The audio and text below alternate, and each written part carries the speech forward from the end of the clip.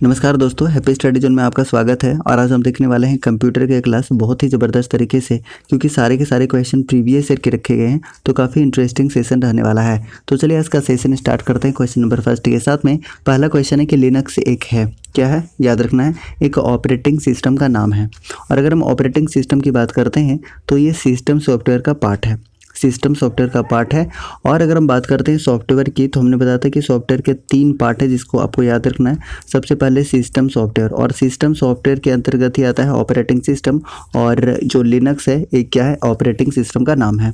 उसके बाद दूसरे नंबर पर याद रखिएगा एप्लीकेशन सॉफ्टवेयर, जो क्या होता है, जैसे MS वर्ड है, MS एक्सेल है, ये सारे के सारे एप्लीकेशन सॉफ्टवेयर हैं।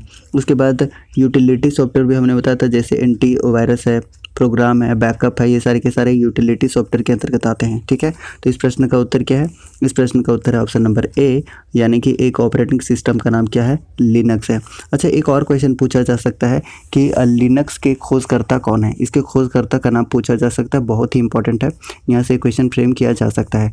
तो खोजकर्ता का नाम आप याद रख लीजिएगा, ये मैं यहाँ पर लिख देता हूँ, याद रखिएगा कि टोरवाल्ड्स होता है, टोरवाल्ड्स इसके कौन है, तो खोज करता है, ये आपको याद रखना है। ठीक है, तो चलिए अगले क्वेश्चन की तरफ बढ़ते हैं। और अगला क्वेश्चन आपके सामने ये रहा, बताना है आपको कि कैड का तात्पर्य क्या है, यानी कि इसका फुल फॉर्म आपको बताना है। तो हमने कई दफ़ा बताया था, आपको याद होगा कि कंप्यूटर एडेड डिज़ाइन, इसका क्या होता है, फुल फॉर्म होता है। यानी कि 2 का सही आंसर क्या हो जाएगा, ऑप्शन नंबर बी इस प्रश्न का बिल्कुल करेक्ट आंसर हो जाएगा। और इसका प्रयोग कहाँ होता है गाइस, तो इसका प्रयोग जो होता है कंप्यूटर द्वारा इंजीनियरिंग डिज़ाइन तैयार करने में किया जाता है, ये आप याद रख सकते हैं। उसके बाद नेक्स्ट बात करते हैं क्वेश्चन नंबर 3 की।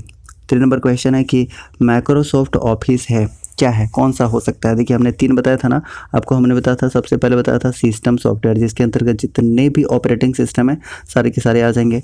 उसके बाद हमने बताया था एप्लीकेशन सॉफ्टवेयर, जिसके अंतर्गत जितने भी एप्लीकेशन है, जैसे माइक्रोसॉफ्ट ऑफिस का जितना भी है, MS वर्ड है, MS पावर पॉइंट है ना, MS एक्सेल है, सारे के सारे क्या हो जाएंगे, एप्लीकेशन सॉफ्टवेयर हो जाएंगे। उसके बाद हमने बताया था क्या, यूटिलिटी सॉफ्टवेयर बताया था, जैसे हमने बताया था कि एंटीवायरस हो गया, प्रोग्राम हो गया, उसके बाद बैकअप हो गया, ये सारे सारे कौन से, तो यूटिलिटी सॉफ्टवेयर के अंतर्गत आते हैं। तो 3 का सही आंसर क्या बनेगा, 3 का करेक्ट आंसर बनेगा ऑप्शन नंबर बी, यानी कि एप्लीकेशन सॉफ्टवेयर है। So option number B should be correct answer. जितने भी आंसर कर रहे हैं बिल्कुल करेक्ट है। नेक्स्ट बात करते हैं क्वेश्चन नंबर 4 की। कौन सा सॉफ्टवेयर शब्द संसाधन में प्रयुक्त किया जाता है, तो इसका सही आंसर क्या बनेगा, ऑप्शन नंबर डी बन जाएगा, यानी कि पेज मेकर में, उसके बाद वर्ड स्टार में और MS वर्ड में। तो सही आंसर क्या करेंगे, option number D should be correct answer. जितने भी डी आंसर कर रहे हैं, डी इस प्रश्न का बिल्कुल करेक्ट आंसर। और देखिए प्रीवियस ईयर मेंस में पूछा गया प्रश्न है, तो इंपॉर्टेंट है। उसके बाद नेक्स्ट बात करते हैं, अगला प्रश्न आपके सामने है कि पब्लिक डोमेन सॉफ्टवेयर है, ये क्या है बताइए।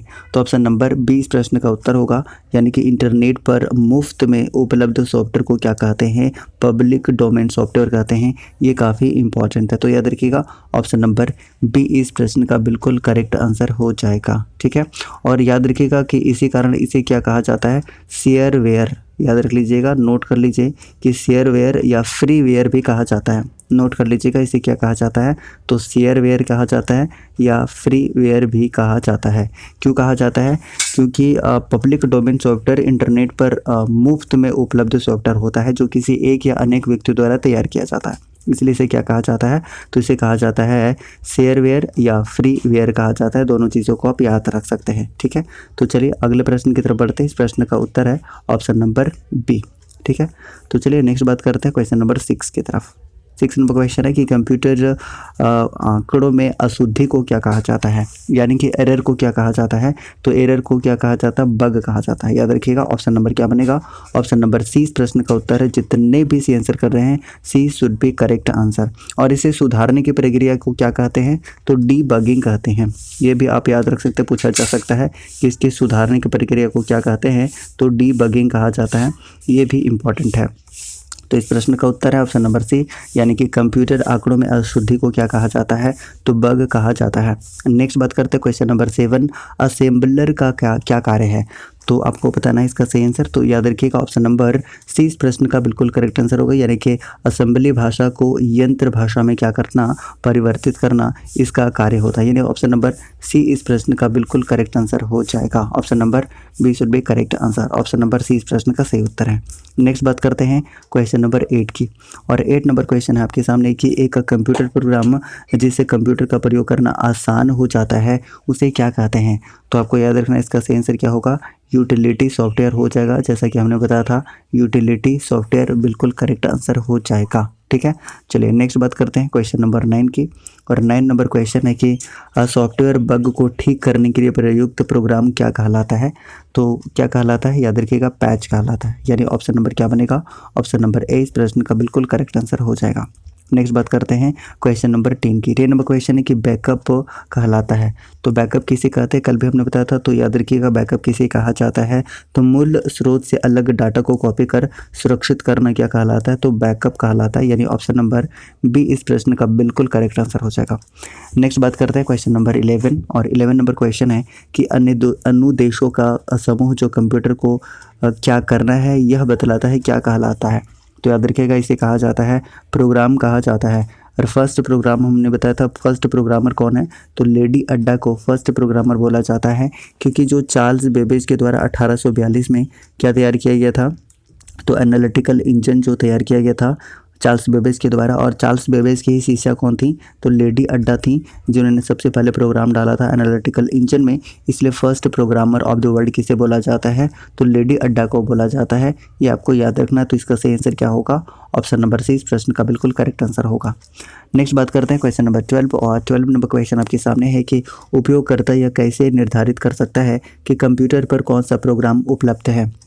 तो 12 का करेक्ट आंसर क्या हो जाएगा, ऑप्शन नंबर बी हो जाएगा, यानी कि बूटिंग के दौरान प्रोग्राम की सूची देखकर।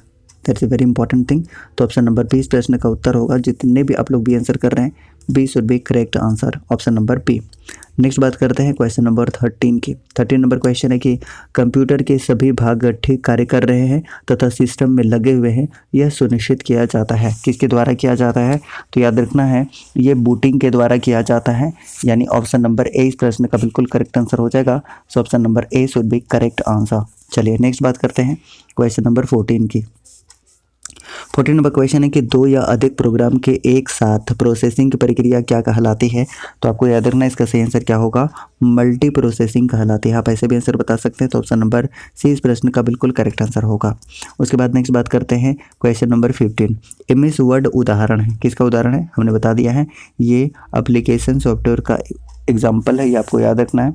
MS ऑफिस क्या है, तो याद रखिएगा MS ऑफिस के अंतर्गत ही आपका MS वर्ड आता है, MS पावर पॉइंट आता है, MS एक्सेल आता है, MS एक्सेस आता है, बहुत सारे आते हैं जिसके बारे में हम सेपरेट बात कर रहे होंगे जब हम MS ऑफिस पढ़ रहे होंगे। ठीक है, तो इस प्रश्न का उत्तर क्या होगा, ऑप्शन नंबर सी होगा। जितने भी एप्लीकेशन सॉफ्टवेयर आंसर कर रहे हैं बिल्कुल करेक्ट आंसर है। जैसा कि हमने बताया था कि सॉफ्टवेयर जो होता है सेट ऑफ प्रोग्राम होता है, जो क्या करता है कि सॉफ्टवेयर और जो सॉफ्टवेयर होता है ना, सॉफ्टवेयर और हार्डवेयर ये दोनों का कॉम्बिनेशन जिसको संचालित करने के लिए इस सॉफ्टवेयर का ज़रूरत पड़ता है, यानी कि एक सेट प्रोग्राम होता है। इसके 3 पार्ट आपको हमेशा याद रखने थे। पहला तो आपको सिस्टम सॉफ्टवेयर, जिसके अंतर्गत जितने भी OS आते हैं यानी कि ऑपरेटिंग सिस्टम आते हैं वो सारे आ जाएंगे। उसके बाद एप्लीकेशन सॉफ्टवेयर जिसमें MS ऑफिस की जितने भी सारे टूल्स हैं सारे के सारे आ जाएंगे। उसके बाद फिर आप बात कर सकते हैं तीसरे नंबर पे यूटिलिटी, जिसके बारे में हमने बात किया था कि एंटीवायरस है, प्रोग्राम है, बैकअप है, ये सारे के सारे यूटिलिटी सॉफ्टवेयर है जिसके बारे में हमने बात किया था। तो MS वर्ड क्या है, तो एप्लीकेशन सॉफ्टवेयर है। ऑप्शन नंबर सी इस प्रश्न का उत्तर होगा। नेक्स्ट बात करते हैं क्वेश्चन नंबर 16 की। इसका आंसर बता दीजिएगा कि ग्रुप वेयर होता है।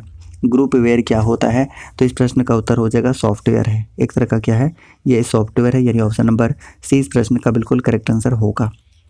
नेक्स्ट बात करते हैं क्वेश्चन नंबर 17 की। भारत की सबसे बड़ी सॉफ्टवेयर कंपनी कौन सी है, तो इसका सही आंसर हो जाएगा, क्या हो जाएगा बताइए, इसका सही आंसर हो जाएगा टाटा कंसल्टेंसी सर्विसेज। यानी ऑप्शन नंबर बी इस प्रश्न का बिल्कुल सही आंसर होगा।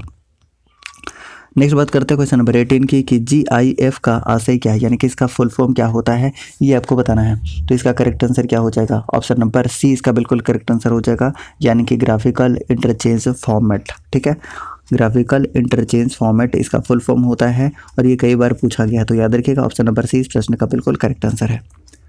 नेक्स्ट बात करते हैं कि सी भाषा है क्या है, सी भाषा क्या है, तो याद रखना कि उच्च स्तरीय भाषा है, यानी कि हाई लेवल लैंग्वेज है। ऑप्शन नंबर क्या बनेगा, ऑप्शन नंबर बी इस प्रश्न का उत्तर बनेगा, जितने भी आंसर करने हैं। नेक्स्ट बात करते हैं क्वेश्चन नंबर 20 की। निम्नलिखित में से किस क्षेत्र में स्प्रेडशीट सॉफ्टवेयर अधिक उपयोग होता है, किस क्षेत्र में होता है, तो सांख्यिकी में होता है, ये आपको याद रखना। ऑप्शन नंबर सी इस प्रश्न का बिल्कुल करेक्ट आंसर बनेगा, जितने भी सी आंसर कर रहे हैं सी इज करेक्ट वन। नेक्स्ट बात करते हैं क्वेश्चन नंबर 21 की कि इसका प्रयोग स्क्रीन पर प्रदर्शित चित्रों यानी कि आइकन के द्वारा कंप्यूटर सिस्टम को कमांड भेजने के लिए किया जाता है। इसका आंसर क्या हो जाएगा, तो इसका आंसर हो जाएगा ग्राफिकल यूजर इंटरफेस, यानी ऑप्शन नंबर ए इस प्रश्न का सही उत्तर होगा। और ये इंपॉर्टेंट है, देखिए पूछा गया प्रश्न है। नेक्स्ट बात करते हैं क्वेश्चन नंबर 22 की कि कौन सा प्रोग्राम सभी स्टेटमेंट्स को एक सिंगल बैच में कन्वर्ट करता है और इंस्ट्रक्शन के रिजल्टिंग कलेक्शन को एक नई फाइल में रखता है। इसका सही आंसर क्या हो जाएगा, तो इसका सही आंसर बनेगा ऑप्शन नंबर ए, यानी कि उसे कहा जाता है कंपाइलर कहा जाता है, यानी ऑप्शन नंबर ए इस प्रश्न का बिल्कुल सही आंसर होगा। नेक्स्ट बढ़ते हैं अगले प्रश्न की तरफ। और अगला प्रश्न आपके सामने ये रहा कि कंप्यूटर सिस्टम का भाग है जिसमें प्रोग्राम या अनुदेश शामिल होते हैं क्या कहलाता है, तो ये क्या कहलाता है, ऑप्शन नंबर बी ये सॉफ्टवेयर कहलाता है, ये आपको याद रखना है। तो सॉफ्टवेयर से रिलेटेड कैसे भी क्वेश्चन करके आपसे अराइज कर सकता है, तो ऑप्शन नंबर बी इस प्रश्न का उत्तर होगा और इम्पोर्टेंट प्रश्न है। नेक्स्ट बात करते हैं क्वेश्चन नंबर 24 की, जो अनुदेश आसानी से समझा जा सके उसे क्या कहते हैं, तो उसे क्या कहा जाता है, तो 24 का आंसर हो जाएगा यूज़र फ्रेंडली कहा जाता है, यानी option number A should be correct answer. जितने भी ए आंसर कर रहे हैं ए इस प्रश्न का बिल्कुल सही आंसर होगा। नेक्स्ट बात करते हैं कि वह सॉफ्टवेयर जो उस तरीकों को नियंत्रित करता है जिससे कंप्यूटर सिस्टम काम करता है और ऐसे साधन उपलब्ध कराता है जिसके द्वारा प्रयोगता कंप्यूटर के साथ इंटरैक्ट कर सकता है क्या कहलाता है, तो 25 का सही आंसर क्या हो जाएगा, इसे कहा जाता है ऑपरेटिंग सिस्टम, यानी ऑप्शन नंबर बी इसका बिल्कुल करेक्ट आंसर होगा। जितने भी आंसर कर रहे हैं B should be the correct answer. Next बात करते हैं कि जब कंप्यूटर ऑन करते हैं तो बूट रूटीन यह टेस्ट करता है, क्या टेस्ट करता है, तो 26 का सही आंसर हो जाएगा ऑप्शन नंबर डी, यानी कि पावर ऑन सेल्फ टेस्ट हो जाएगा, यानी ऑप्शन नंबर डी इस प्रश्न का उत्तर होगा। नेक्स्ट बात करते हैं क्वेश्चन नंबर 27 की। इसका आंसर बता दीजिएगा कि दो या अधिक प्रोसेसर द्वारा दो या अधिक प्रोग्रामों का साथ साथ प्रोसेसिंग क्या कहलाता है, तो 27 का सही आंसर हो जाएगा। आप ऐसे भी बता सकते हैं, इसका आंसर ऑप्शन नंबर डी हो जाएगा, यानी कि multi processing should be correct answer. Option number D इस प्रश्न का बिल्कुल सही आंसर है। उसके बाद नेक्स्ट बात करते हैं क्वेश्चन नंबर 28 की। किसी प्रोग्राम के मानों द्वारा पठनीय दर्शन को कहते हैं, तो उसे क्या कहा जाता है, तो 28 का सही आंसर हो जाएगा ऑप्शन नंबर बी, यानी कि प्रोग्राम कोड कहा जाता है। सो ऑप्शन नंबर बी इस प्रश्न का बिल्कुल करेक्ट आंसर हो जाएगा प्रोग्राम कोड। नेक्स्ट बात करते हैं क्वेश्चन नंबर 29 की। प्रोग्राम के कंपाइलिंग से बनता है, क्या बनता है, इसका सही आंसर आपको बताना है, तो 29 का सही आंसर हो जाएगा ऑप्शन नंबर सी, यानी कि एग्जीक्यूटेबल प्रोग्राम। ऑप्शन नंबर क्या बनेगा, ऑप्शन नंबर सी इस प्रश्न का सही उत्तर होगा। नेक्स्ट बात करते हैं क्वेश्चन नंबर 30 कि एक समय में एक कथन को कन्वर्ट और एग्जीक्यूट करता है उसे क्या कहते हैं, यानी कि वो कौन सा डिवाइस है, उसे क्या कहते हैं, तो 30 का सही आंसर हो जाएगा ऑप्शन नंबर डी, यानी कि इंटरप्रेटर कहा जाता है। सो ऑप्शन नंबर डी इस प्रश्न का उत्तर होगा इंटरप्रेटर। उसके बाद नेक्स्ट बात करते हैं कि पोस्ट का फुल फॉर्म क्या होता है, तो पोस्ट के फुल फॉर्म की बात करते हैं तो पावर ऑन सेल्फ टेस्ट होता है, तो ऑप्शन नंबर क्या बनेगा, ऑप्शन नंबर ए इस प्रश्न का बिल्कुल करेक्ट आंसर बनेगा, power on self test is correct one. Option number A इस प्रश्न का सही उत्तर होगा। नेक्स्ट बात करते हैं क्वेश्चन नंबर 32 कि लिनक्स किस किस्म का सॉफ्टवेयर है, तो हमने शुरुआत में ही बात किया था, इसका सही आंसर क्या होगा, ऑप्शन नंबर डी हो जाएगा, यानी कि ओपन सोर्स क्या है, ऑपरेटिंग सिस्टम है, ये आपको याद रखना है क्या है, लिनक्स। तो ऑप्शन नंबर डी इस प्रश्न का उत्तर होगा।